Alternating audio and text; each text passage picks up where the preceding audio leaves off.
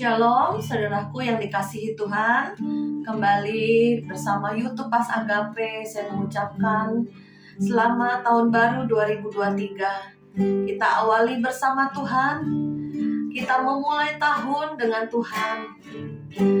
Pada waktu kemarin belum lama kami di Bukit Doa Depok, ada sebuah lagu yang Tuhan berikan, tiba-tiba muncul di hati saya. Lagu ini sangat menyentuh dan saya menangis.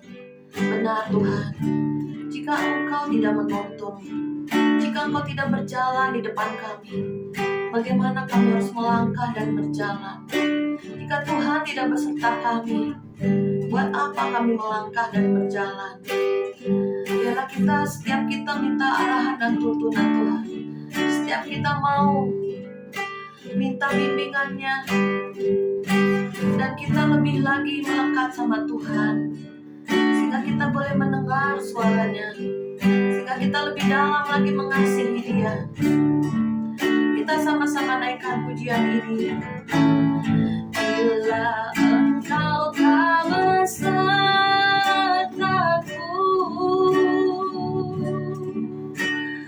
ku tak mau berjalan.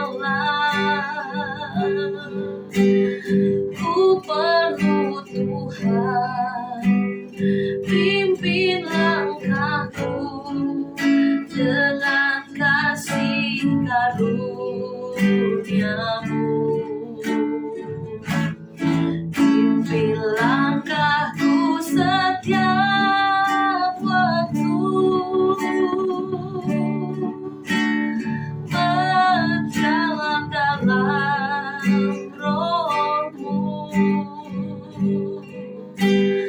Nyatakan Tuhan kemuliaan-Mu, dan berjalanlah denganku. Oh, Engkau Tuhan yang menuntun langkah demi langkah hidupku. Kau pegang tangan kami dan bawa kami dalam jalan kebenaran-Mu. Oleh karena kasih karunia-Mu Tuhan, pimpin langkahku setiap waktu, berjalanlah denganku.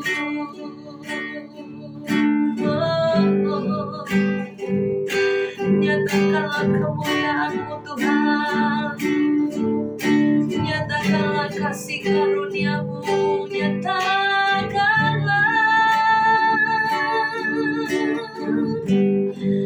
Pimpin kami Tuhan, kami perlu arahan-Mu, tuntunan-Mu setiap saat, setiap hari, berjalan bersama-Mu Tuhan. Goriala Babaya Shikara Bapa, Sandala Babaya Shikara Bapa. Haleluya.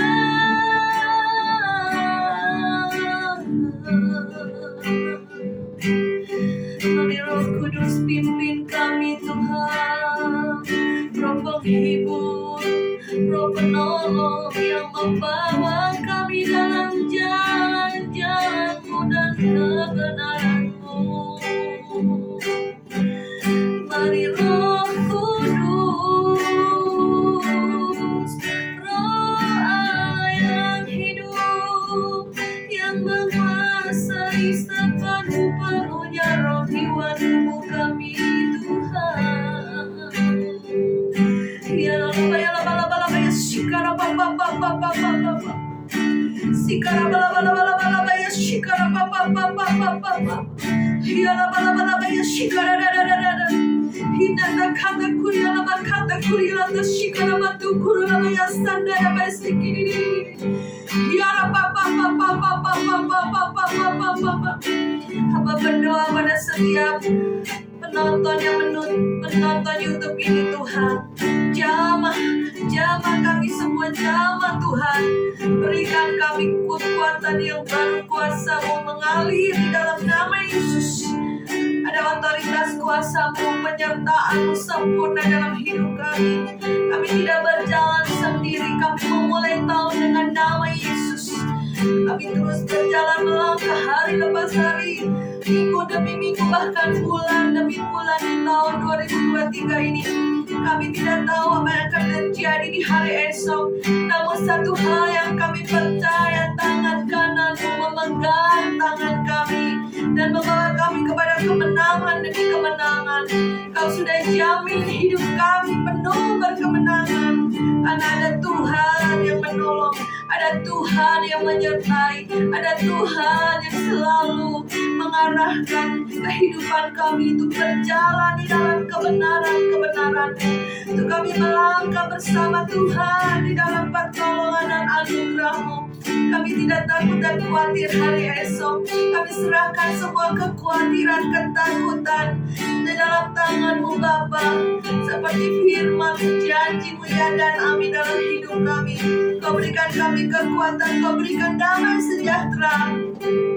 Damai sejahtera yang Kau berikan Tuhan tidak seperti dunia berikan. Yang Kau berikan pada kami menetap dalam hati kami Tuhan. Sekalipun ombak badai, masalah, ujian, pencobaan, tekanan kehidupan tidak dapat memisahkan kami dari kasih Kristus. Cukup sudah ya Bapa, anugerah-Mu Kau limpahkan.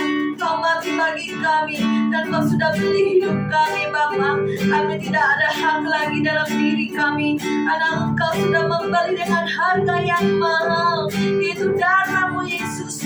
Biarlah kami Tuhan menjadi pelayan-pelayan-Mu. Kami boleh menjadi Tuhan orang-orang kerajaan surga-Mu ya Bapa. Duta-duta kabar baik di akhir zaman ini. Biar kami penuh dengan kuasa Roh Kudus, penuh dengan urapan baru, penuh dengan kasih-Mu yang mengalir lewat kami Bapa. Terima kasih Tuhan, Kau sudah jamin hidup kami Bapa. Penyertaan-Mu sempurna. Terima kasih Tuhan Yesus, terima kasih Roh Kudus. Haleluya, haleluya. Bila Engkau tak besertaku,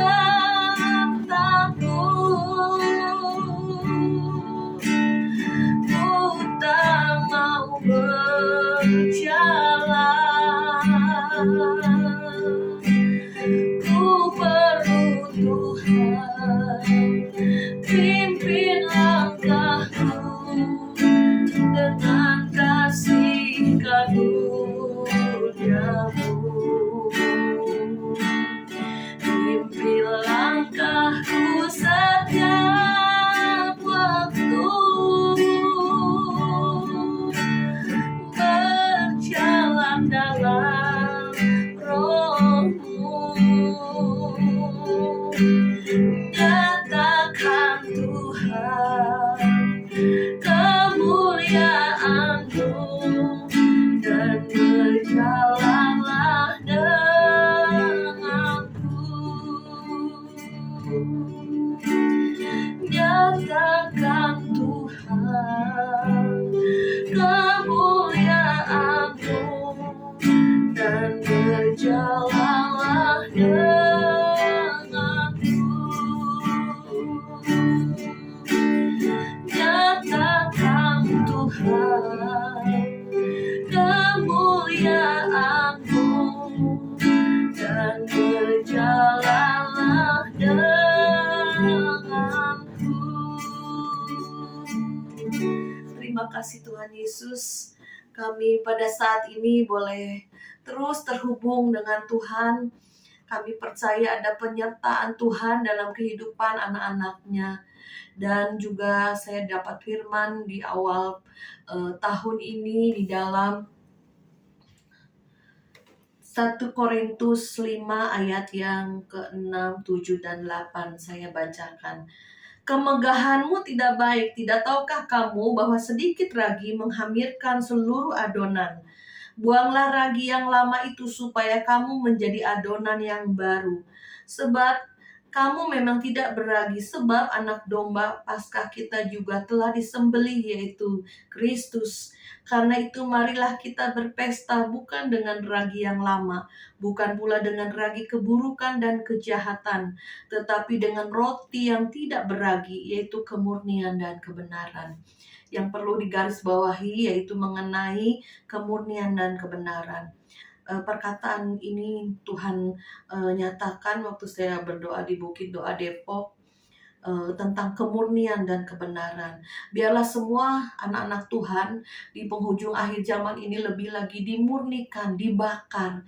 Mulai masalah, pergumulan apapun, saudara jangan, saudara ingin cepat-cepat lepas dari masalah. Ingin cepat-cepat instan ya, melewati semua persoalan-persoalan hidup. Tetapi tanya Tuhan, Tuhan, Engkau sedang bentuk apa? Engkau sedang proses apa? Mungkin pemrosesan hati, pemrosesan karakter. Jadi kita harus berubah, saudara. Harus ada hal-hal yang kita buang, semua kedagingan kita keras, semua karakter-karakter lama, tabiat-tabiat lama, dikatakan roti, itu harus yang tidak beragi. Ragi itu ajaran-ajaran yang tidak benar. Ragi itu mungkin pikiran-pikiran dunia yang menghamiri hidup kita.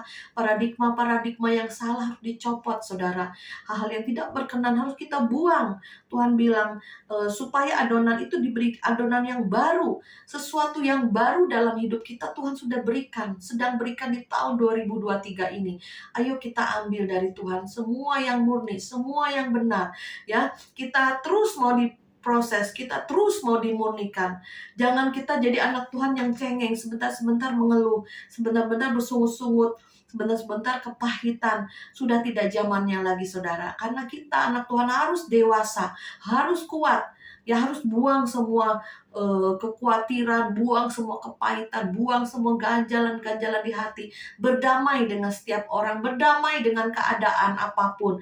Dan di balik semuanya itu ada rencana Tuhan. Coba saudara berpikir, memakai kacamata Tuhan, memandang semua masalah, memandang semua keadaan apapun dengan cara pandang Tuhan. Karena saya juga melewati masa-masa sukar berpuluh-puluh tahun, saudara, masa-masa kekurangan, masa-masa yang menghimpit ya, seringkali kita udah nggak tahan, seperti dibakar ya, panas kehidupan ini menjadi seringkali kita sebagai anak Tuhan seringkali dibawa ke persimpangan jalan antara terus ikut Tuhan atau murtad, terus berjalan bersama Tuhan atau ya sudahlah aku tidak mau ikut Tuhan karena kok keadaan begini, mana Tuhan?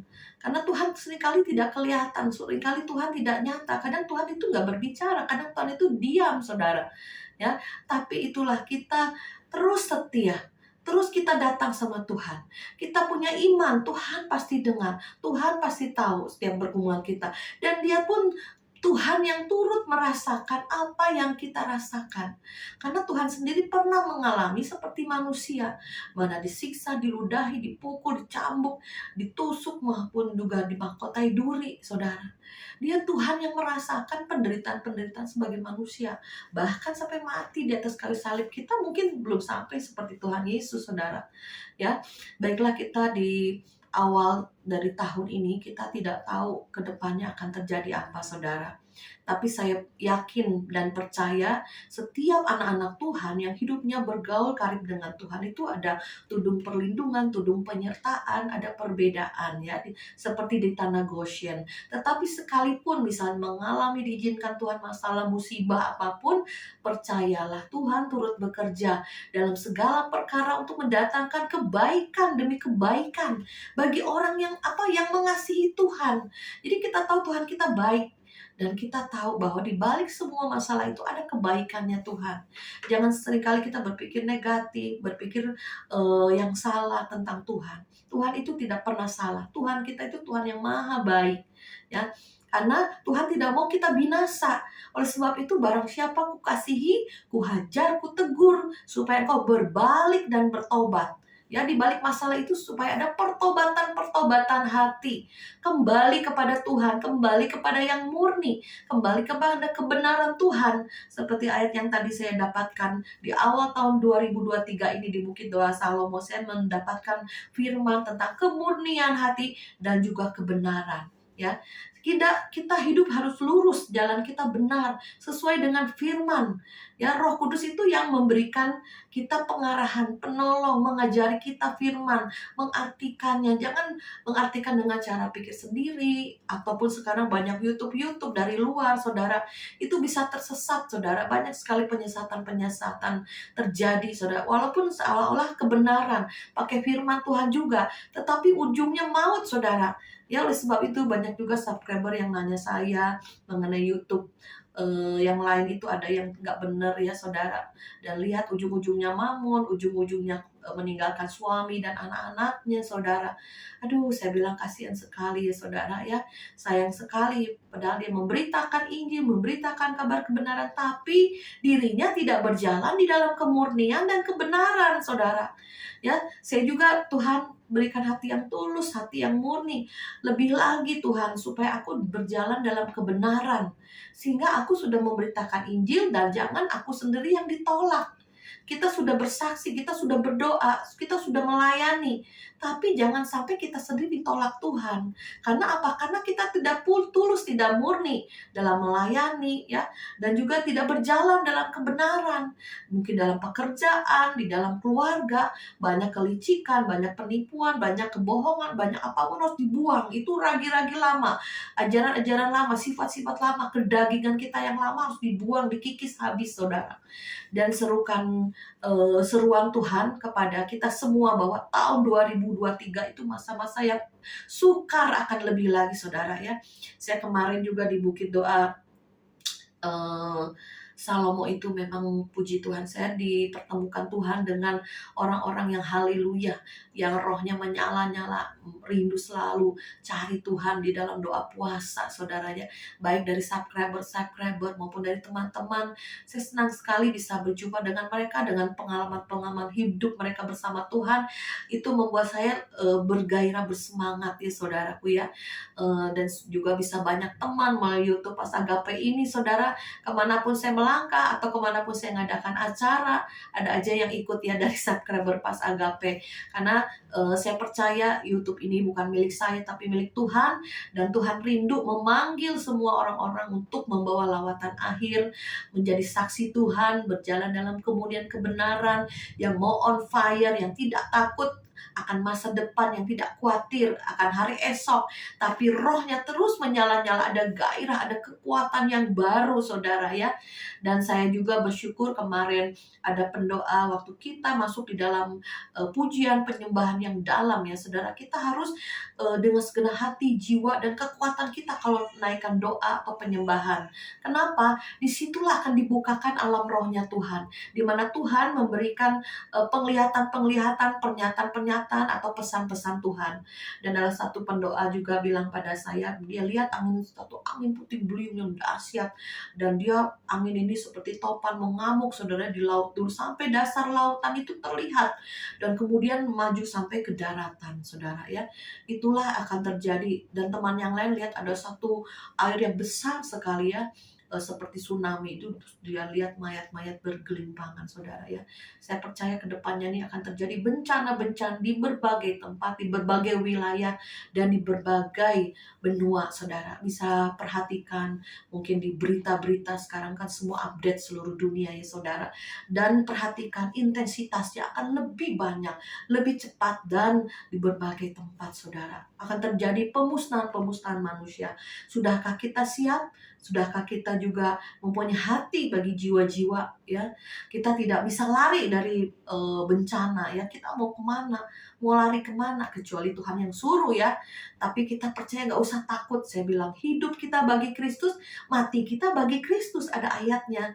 Jadi kita selagi kita masih ada, selagi kita masih bernapas, ayo bekerja. Baik bagi keluargamu, baik saudaramu, bagi Tuhan, melayani Tuhan, dan terus bergerak ya, saudara, semampu kita. Bahkan kalau kita waktu kita sudah selesai adalah satu kebahagiaan kita berjumpa dengan Tuhan. Ya, kalau kita anak Tuhan itu yang dekat dengan Tuhan, tidak takut akan kematian, tidak takut akan bencana, tidak takut akan musibah. Ya, karena kita tahu hidup kita dalam tangan Tuhan, ada jaminan keselamatan. Jadi yang menjadi tugas kita apa saudara di akhir zaman ini? Yaitu kita ayo memberitakan, kabarkan baik. Mungkin ada keluargamu yang jauh dari Tuhan, yang sudah suam, yang sudah hampir murtad, bahkan mungkin ada yang sudah murtad ya saudara. Karena banyak sekali orang yang kecewa, mungkin pahit dengan keadaan, dengan keluarga, dengan komunitas ya, baik juga dengan gereja, gembala, ada juga yang kepahitan. Dan kita kembali untuk mencari mereka, seperti kemarin ada penglihatan teman saya juga, bahwa domba-domba itu beriringan berjejer rapi masuk ke kandang. Dan juga ada domba yang di luar pagar itu mulai menengok ya, mulai dia juga akan masuk. Jadi orang-orang Kristen yang sudah lama jauh dari Tuhan, yang sudah murtad jauh dari Tuhan akan kembali kepada Tuhan Yesus ya. Saya percaya saudara, beberapa waktu lalu juga saya ada dikasih mimpi penglihatan yang dari Tuhan, yaitu ada satu tempat ya di mana orang-orang berkerumun ramai. Saya pikir ada apa nih? Saya datangi tempat itu dalam mimpi penglihatan itu ya saudara. Mereka mengambil barang-barang yang di mana orang-orang yang meninggal karena musibah. Jadi keluarganya itu pada ngambil barang-barangnya ya saudara. Itu ramai sekali. Saya nggak tahu ini kecelakaan pesawat atau kapal laut atau apa. Tapi saya tahu kedepannya akan terjadi musibah-musibah seperti itu. Jadi pada waktu diberikan penglihatan, pada waktu Tuhan bukakan mata roh kita, ya, kita harus berdoa untuk keluarga kita pada saat kita berpergian ya, mungkin kita naik pesawat, kapal laut ataupun kendaraan apapun juga kita berdoa ya, minta perlindungan Tuhan, covering Tuhan.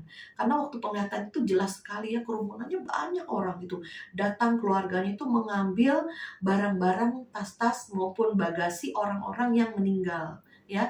Itu dikerumuni, terus barang-barangnya diambil oleh keluarga-keluarganya. Saya nggak tahu akan terjadi apa, tapi saya percaya akan ada banyak musibah di depan kita ini.